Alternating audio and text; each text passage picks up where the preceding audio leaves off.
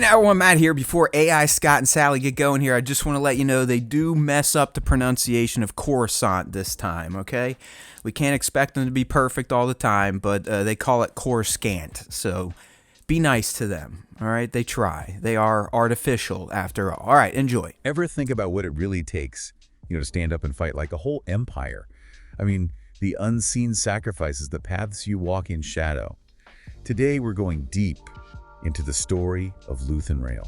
A name that might not be, plastered across galactic history textbooks, but trust me. He was crucial. Without Luthen Rael, the Rebel Alliance, as we know it, might never have happened. If you got pulled into the grit and realism of Andor, well, you're in the right place. Yeah, he's not just a character, is he? No, he's like the linchpin, working in the shadows, pulling strings you don't even see, making decisions that have so much weight. That's what this deep dive is all about, understanding those first sparks of rebellion, how they caught fire. And Luthen's absolutely central role. We've gone through fragmented intelligence reports, early Alliance records, even some Imperial surveillance logs. Trying to piece together who he was and the impact he had. Exactly. Okay, forget the X-Wings and Death Stars for a second. We're going way back to the start, to those almost invisible acts of defiance. The very beginning. Our mission: unpack Luthen's role. Why him? What were those early, incredibly risky moves he made? Moves that set the stage for, well, galactic war. We'll be looking at his network, those key relationships, often unlikely ones. And the choices he made. Man, some tough choices. Morally complex, to say the least. Definitely. And we might even touch on where things could be going based on what we're hearing. All right, let's get into it. Okay, so earliest threads we could find. Luthen Rael was a human male from Fondor. Now, cast your mind back to 15 BBY. That's years before the Battle of Yavin, before the Death Star, for those who need context. And already Luthen's laying the groundwork for a counter-imperial movement. This wasn't some spur-of-the-moment thing. No, this was deliberate. Early commitment to a long and dangerous fight. And one of his first, and I'd argue most audacious moves, recruiting Lonni Jung. Think about that, putting someone inside the Empire's intelligence service. The ISB, the Imperial Security Bureau, the Empire's eyes and ears. Talk about bold. They even swore an oath of loyalty to each other.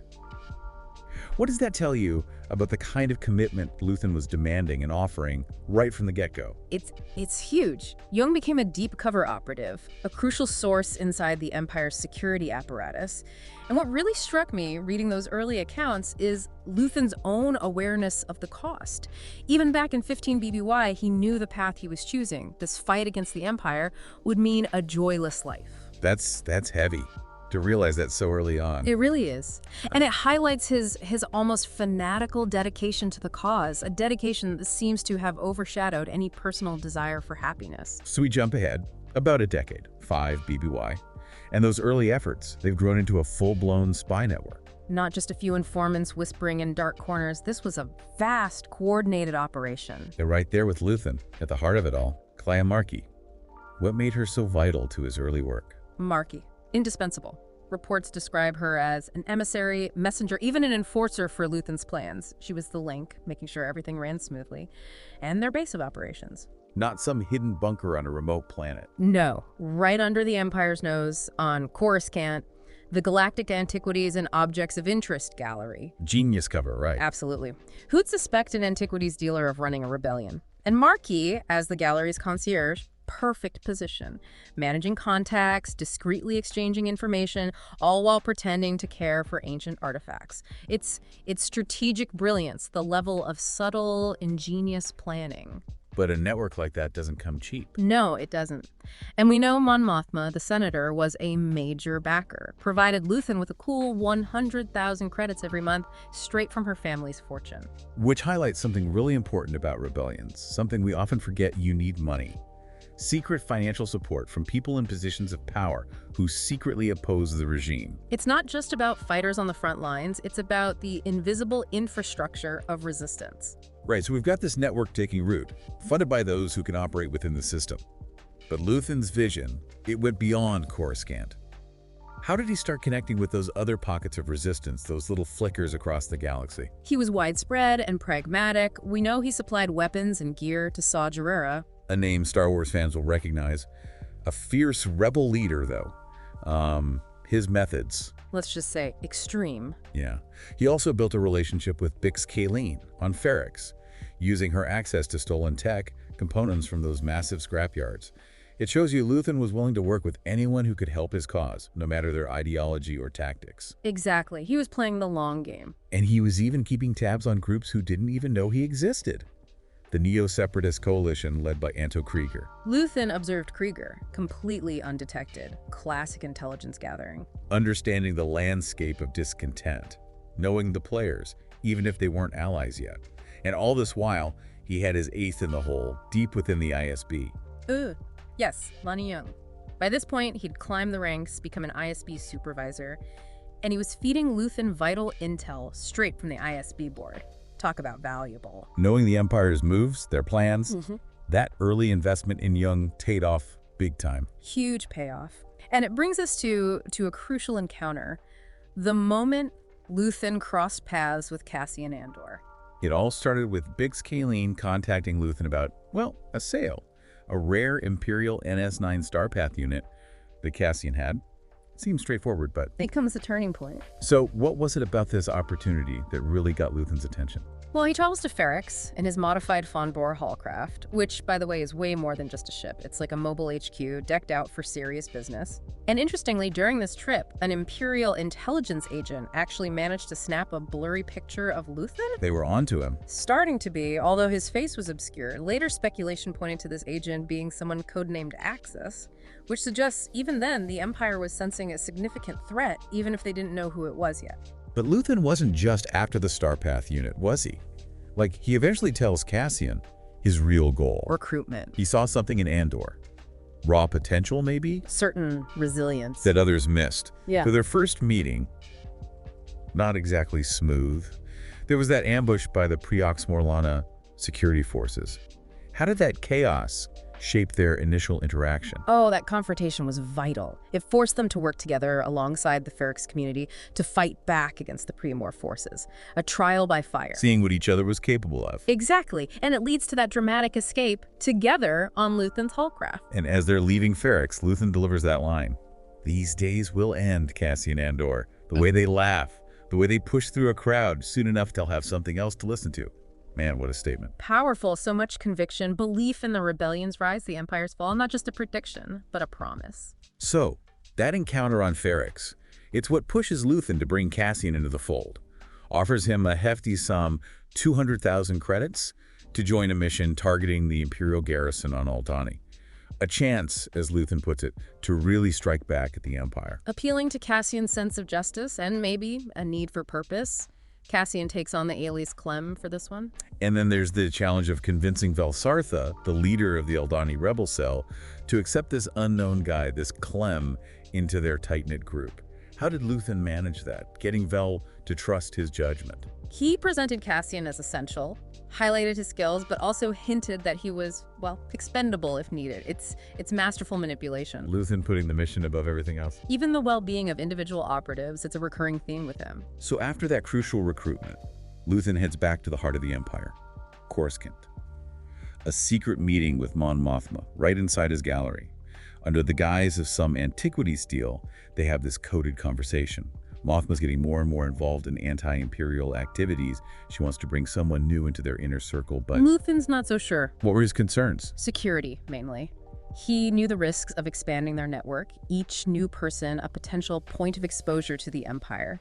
That exchange between them, Mothma talking about a daring choice, Luthen voicing his anxieties. It really shows the constant tension, the high stakes of building a rebellion from within enemy territory. Everyone walking a tightrope. And then the Aldhani heist. It works. A huge blow to the Empire. But Luthen's reaction, it's telling. Not celebratory. Not at all. His first thought is to eliminate Cassian, the loose end who could link him to the operation. What does that tell us about how Luthen operated? He was always thinking long term. To him, any success, no matter how big, could be undone if it led back to him. Deciding to take out Cassian, even after his role in Aldhani, it shows Luthen's ruthless pragmatism. Willingness to make tough, ethically questionable choices for what he saw as the greater good. A reminder of the moral gray areas those early rebels had to navigate, and the constant need to cut ties to protect the larger movement. We see it again when Kleya Marki urges Luthen to shut down the frequency connection with Bix Kayleen back on Ferrix.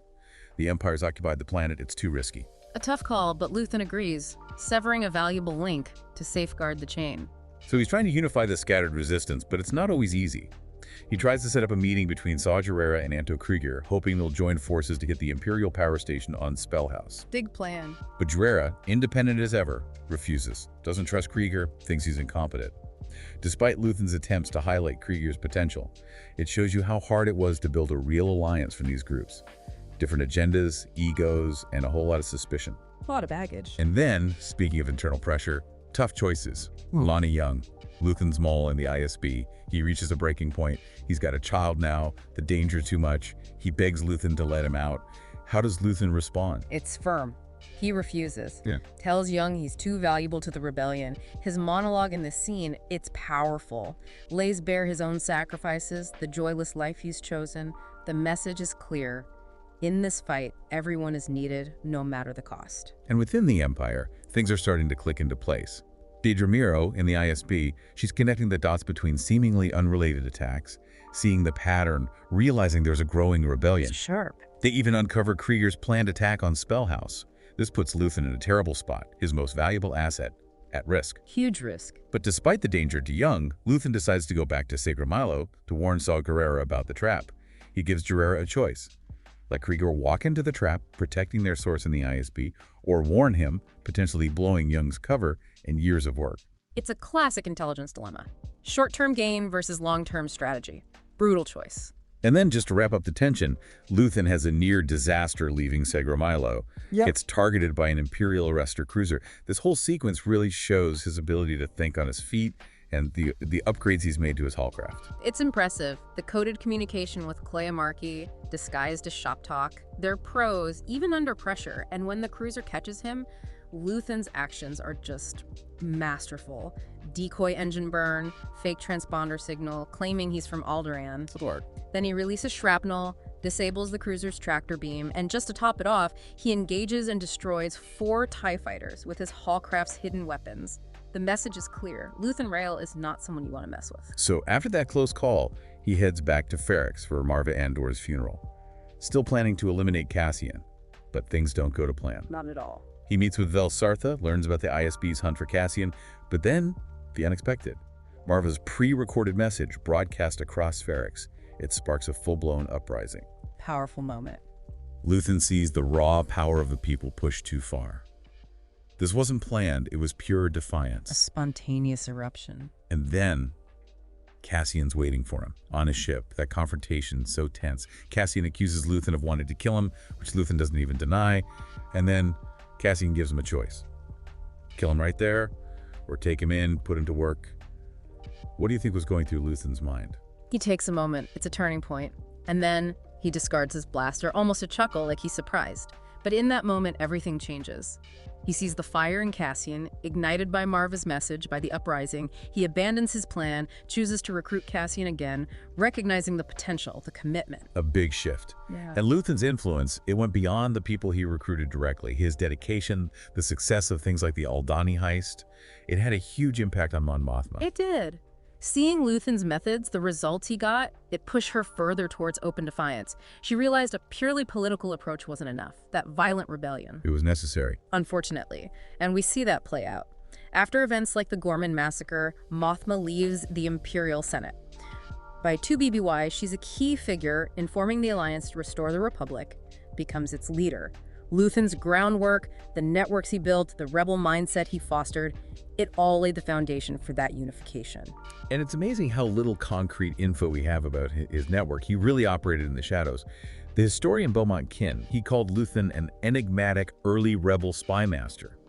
And it seems he only managed to find Luthen's name and that one blurry photo from data recovered from Saw Gerrera's archives. It speaks volumes about the secrecy, the sacrifices made by those early pioneers of the rebellion. So, looking at Luthen himself, he was a master of intrigue. Cunning, a natural at running a spy network, at recruiting people from all walks of life. Totally dedicated to the cause. Accepted that he might not live to see the Empire fall. And as we've discussed, he was willing to make sacrifices. Hard ones. Even the lives of allies when he felt it was necessary. Some reports hint at his internal struggles, the moral weight he carried. He was a man who'd given up any hope of peace, of happiness for himself. If he'd made his choice. And then there's his practical skills. He had a great eye for valuable objects, crucial for maintaining his cover as an antiquities dealer. He was good with disguises, had a collection of specialized tools, and of course his modified hallcraft. Practically a character in itself. Definitely. Even little details like his quasi-signet necklace, his collapsible walking stick, they hint at a backstory we don't know much about. A lot of mystery there. And behind the scenes, creating Luthen Rael was an interesting process. Tony Gilroy, the showrunner for Andor, he initially found the secret identity thing a bit tricky. Didn't want it to be cliche. He ended up seeing Luthen as a talent scout, a key figure in the, as he put it, real OG of the rebellion. Someone working long before the morphine of heroes came along. And Stellan Skarsgård, the actor who plays him. Brilliant casting. He captures Luthen's duality perfectly, switches between the refined dealer and the hardened rebel so smoothly. Apparently even his hand gestures, his posture, changed between the two personas. Wow. The concept art, the set design, they all contribute to Luthen's world. Artists like Andrei Ryabovichev and Chester Carr, working with production designer Luke Hall. Created a unique look for him, his environments, from Ferrix to the gallery on Coruscant. That gallery set wasn't just a cover, it was a stage for those key meetings that shaped the rebellion. It was, and casting Skarsgård seems to have been key from the start. Bo Willimon, one of the writers, really pushed for him. Skarsgård himself has said he was drawn to the character's complexity, his moral ambiguity, and he apparently felt a connection to Luthen as soon as he put on the costume. Fascinating. There's even a story about him and Forrest Whitaker, who plays Saw Gerrera, rehearsing their big argument scene. Intense, collaborative. It shows the dedication that went into making Luthen such a compelling character. So, looking ahead, we don't have concrete plot details for Andor Season 2 yet, but we can speculate.